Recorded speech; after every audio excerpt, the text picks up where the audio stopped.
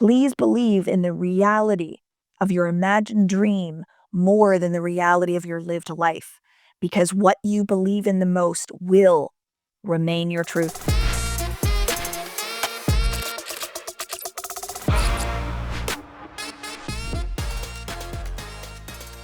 Imagination is one of the most powerful tools that we have. Most people believe that the imagination is just a higher intellectual faculty, a part of the brain. What I hope that you learn from me and from my experience is just how valuable and just how important the imagination is.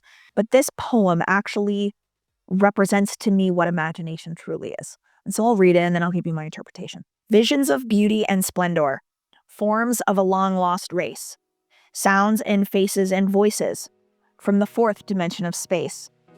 And on through the universe boundless, our thoughts go lightning shod.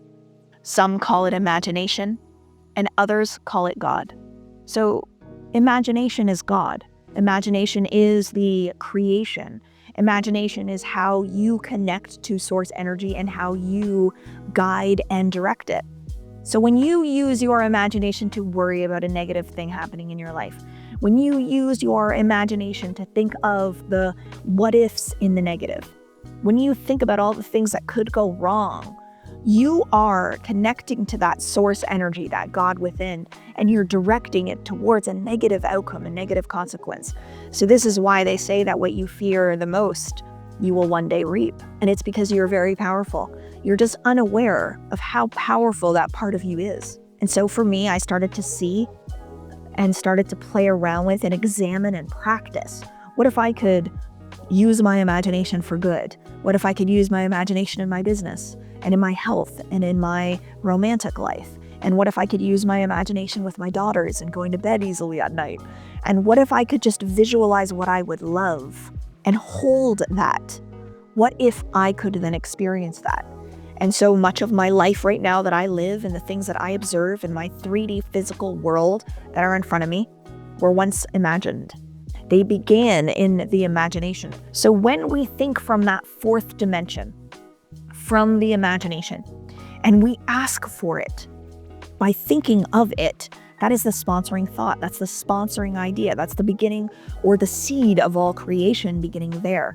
And so the more I think from it, the more I feel from it, the more I act from it, the more likely I am to call it in. And guess what? The more you imagine something in the mind, the more the mind believes it's real and true, the more your consciousness will simply engage with it as if it is true. So I'll give you a little example. I have always been a woman most of my life who hated herself and hated her body. I believed it was wrong and broken and flawed. And I would look in the mirror and talk not so nice to myself. And so the outside world showed me a similar story. I was never a girl that had a lot of men chasing after her or boys chasing after her. I didn't go on a lot of dates. I was kind of like the ugly duckling amongst my friend group. And, the boys never liked me.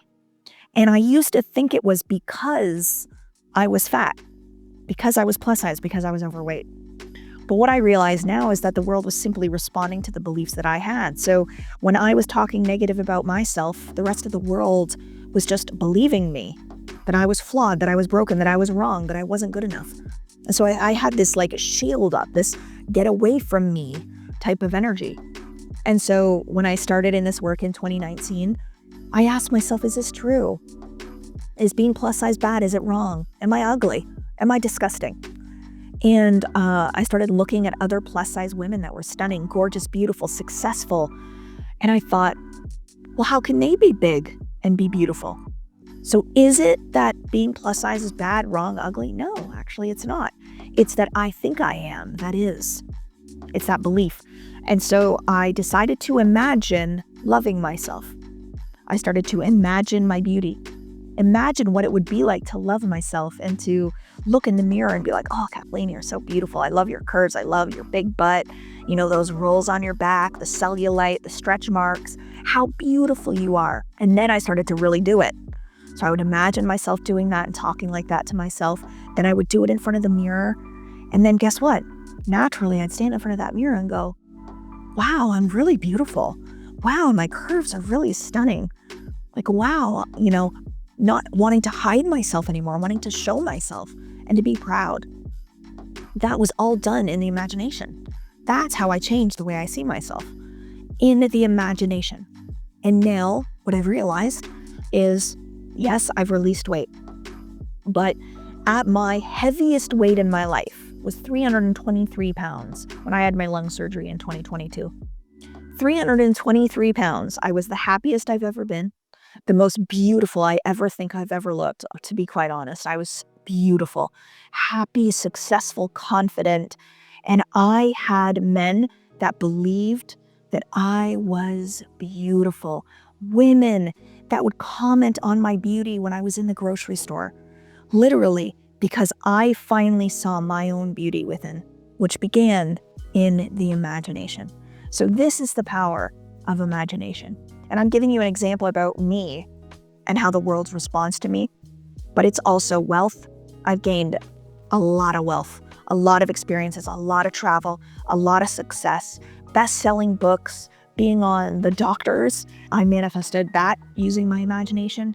Billboard in Times Square, all kinds of beautiful things, and I magic them into reality. So I get as close to my manifestations as I possibly can. So they begin in the imagination, but then I bring them into the physical form. So for example, I have a beautiful, I think she's 2021 white G Wagon, AMG G Wagon.